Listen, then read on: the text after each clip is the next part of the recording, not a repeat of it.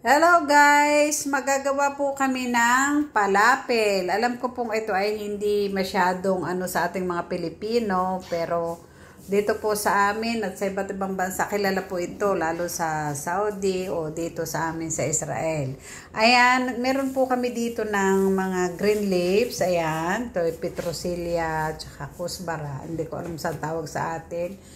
Meron po tayong garbanzo sa ating tawag. Dito po na sa amin ay kumus.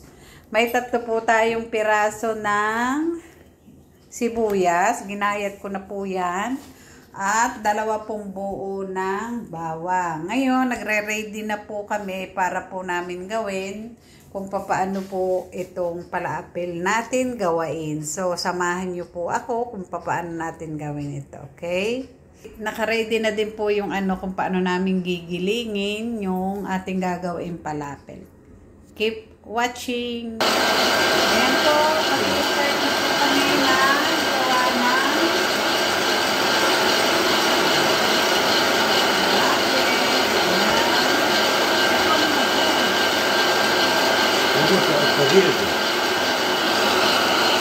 ayan na po, nakikita po niyo. Ayan. Ayan po.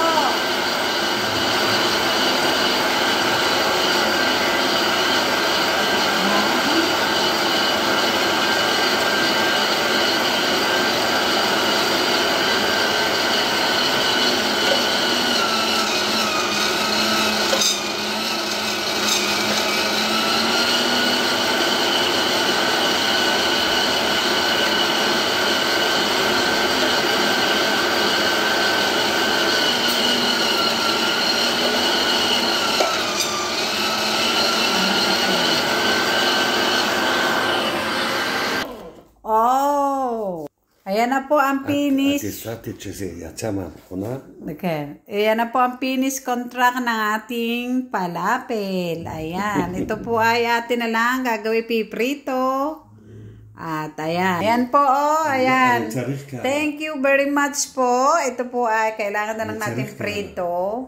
Ayusin na lang po namin mamaya na konti. Ayan. Ayan po, oh, binalot-balot ko na po para ilagay sa freezer. Ito po ay pagkain ng asawa ko, lalo ngayong winter.